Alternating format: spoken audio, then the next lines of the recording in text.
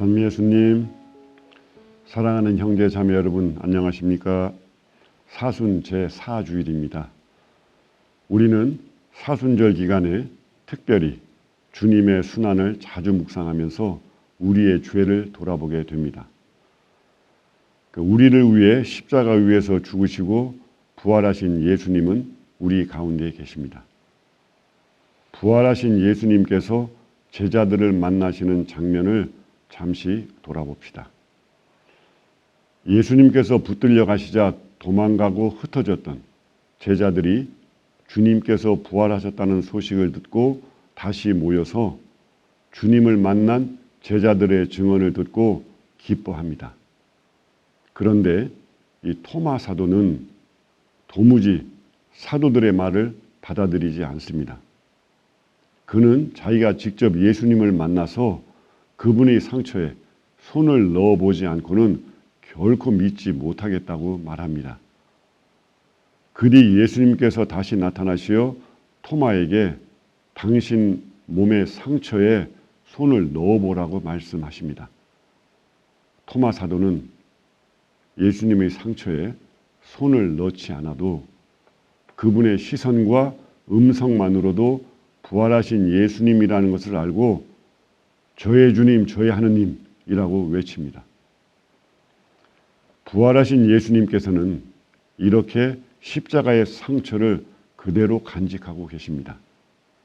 그 상처는 우리 죄를 대신하여 치르신 값이고 그 값으로 우리 죄가 사해졌기에 부활하신 예수님은 지금도 그대로 그 상처를 지니고 계십니다.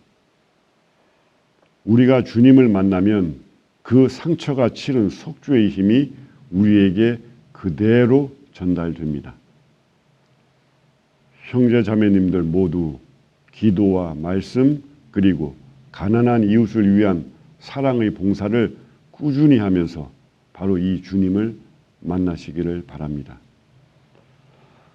주님께서 우리 삶 안에 어떻게 살아계시는지 오늘 제1독서가 잘 보여줍니다. 이스라엘 백성이 이집트를 탈출하여 40년 광야 여정을 할 때 하느님께서 매일 만나를 내려주셨습니다. 정말 일용할 양식입니다. 그런데 이스라엘 백성이 가나안 땅에 들어와서 그 땅에서 난 곡식을 먹게 되자 그날로 만나가 멎었습니다. 당신 백성에게 일용할 양식을 주시는 데에 주님께서 소홀함이 조금도 없으심을 이렇게 보여주신 것입니다. 이러한 돌봄의 긴 역사가 있었기에 예수님께서 기도를 가르치실 때 제자들에게 믿음을 갖고 저희에게 일용할 양식을 주시고 라고 그렇게 기도를 가르쳐 주셨습니다. 우리가 매일 바치는 주님의 기도의 한 부분입니다. 우리에게 이렇게 일용할 양식까지 틀림없이 마련해 주시는 하느님과 친밀하고 올바른 관계를 갖는 것은 우리가 구원받는 유일한 길입니다. 하느님과 올바른 관계를 갖는 것을 이 성경 특히 바오로 사도는 하느님과의 화해라고 말합니다. 이 화해를 이루어 주신 분이 우리를 위해 죽으신 예수님이십니다. 본래 우리가 죄인인데 죄가 없으신 그분이 우리를 위해 대신 죄인이 되어 죽으시고 우리는 그로 인해서 하느님 안에서 의롭게 되었다는 것입니다. 바오로 사도는 하느님과의 화해를 무엇보다 강조합니다. 하느님께서 당신의 아들을 이 세상에 보내시어 예수라는 이름으로 살고 하느님 나라를 선포하며 하느님과 우리를 갈라놓은 죄의 힘을 없애주셨기에 예수님의 십자가 죽음으로 우리는 하느님과 화해를 이루게 되었다는 것입니다. 그러니 화해는 예수님을 믿는 것입니다. 하느님과 어떻게 화해를 이루는지 오늘 복음은 잘 보여줍니다. 되찾은 아들의 비유입니다. 이전 공동번역에서는 탕자의 비유라고 제목을 붙인 것으로 기억합니다. 이 부잣집의 작은 아들은 자기 혼자 힘으로 자기 나름대로 잘 살 수 있다고 생각한 것 같습니다. 그래서 만일 아버지가 유산을 미리 주신다면 그걸 가지고 나가서 성공하리라고 생각하고 아버지께 청합니다. 그런데 아버지는 별 말씀 없이 아들의 청을 그대로 들어주십니다. 그리고 아들은 며칠 뒤 바로 집을 떠납니다. 그렇지만 얼마 지나지 않아 아들은 아버지께 받은 재산을 다 탕진했습니다. 그렇지만 차마 바로 집으로 돌아오지 못하고 이곳저곳을 전전긍긍하며 비참한 생활을 하는데 그것마저도 쉽지 않은 어려운 상황이 됩니다. 이 남부럽지 않은 부잣집 도련님에서 보통 사람들로부터도 무시당하는 그런 아주 추락한 그런 상황에 빠졌습니다. 더 내려갈 곳 없는 바닥에 떨어져서야 아들은 하늘과 아버지께 죄를 지었습니다고 스스로 고백하며 아버지 집으로 무거운 발길을 돌립니다. 이 아들의 상황은 하느님께서 주신 가나안 땅을 짓밟히고 유배를 떠난 이스라엘 백성과 매우 유사합니다. 다윗 왕 때 가나안 땅을 정복하고 통일 왕국을 건설한 이스라엘은 바로 다음 때인 솔로몬 시대에 주위에 널린 명성을 떨치는 그러한 대단한 발전을 이루게 됩니다. 그러나 점차 우상 숭배에 빠진 이스라엘은 남북으로 분단되고 부패하여 서서히 멸망의 길로 들어서게 됩니다.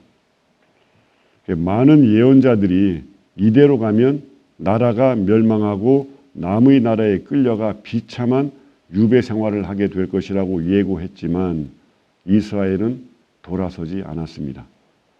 결국 예언 말씀대로 이스라엘 이 나라가 패망하고 이민족의 땅에 끌려가 노예 생활을 하면서 그제서야 이스라엘 백성은 아주 진지하게 자신들의 과거를 돌아보고 자기들이 하느님께 얼마나 큰 죄를 지었는지 통회하면서 주님의 은총으로 고국으로 다시 돌아갈 그런 날만을 기다리게 되었습니다.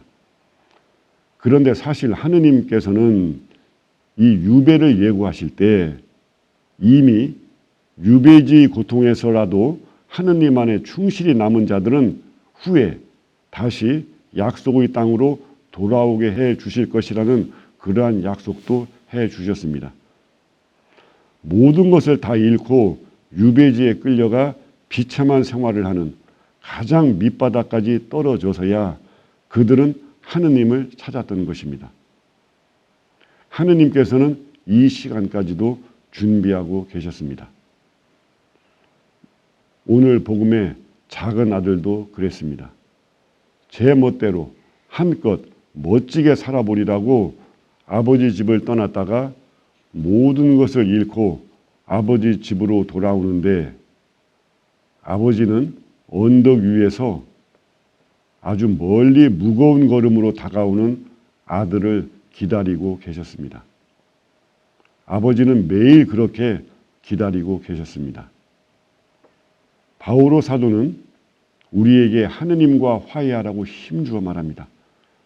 하느님은 매일 언덕 위에 서서 그 돌아오는 아들을 기다리시는 그런 아버지처럼 우리와 화해를 위한 준비가 항상 되어 있는 그런 분이십니다. 우리가 그분 품 안으로 들어가기만 하면 됩니다.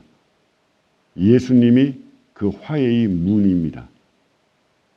예수님을 알면 하느님께서 우리를 얼마나 사랑하시는지 알게 되기 때문입니다. 요한복음에 하느님께서는 세상을 너무나 사랑하신 나머지 외아들을 내주시어 그를 믿는 사람은 누구나 멸망하지 않고 영원한 생명을 얻게 하셨다고 합니다. 요한복음 3장 16절 말씀입니다. 이 말씀을 신자 여러분들 다 너무나 잘 알고 계시지 않습니까? 성경을 대하면서 우리를 향한 하느님의 사랑이 뜨겁게 느껴지게 될 때까지, 그때까지 읽으시고 성체를 대하면서 우리와 늘 함께 하시려는 주님의 사랑이 다가오도록 기다리면서 성체 주배 시간을 갖고 또 가난한 이웃을 도우면서 그들의 눈에서 감동과 감사의 눈물이 나오도록 진심으로 한다면 분명 우리는 하느님 품 안으로 들어가고 있는 것입니다. 이러한 삶이 하느님과의 화해이고 회개의 삶입니다. 형제 여러분, 우리가 여러 가지 이유로 삶에 쫓기고 때로 교회 일을 하면서도 나만을 바라보면서 주님을 잊는 일이 있어도 주님께서 우리를 잊으시는 그런 일은 없습니다. 우리가 그분을 바라보면 그분은 이미 우리를 바라보고 계십니다. 주변을 살펴보고 만일 주님이 지금 계시다면 그분이 하실 일을 찾아서 행하십시오. 우리 몸이 그분의 일을 한다면 우리 몸 안에 그분이 살아계심을 분명히 체험하게 될 것입니다.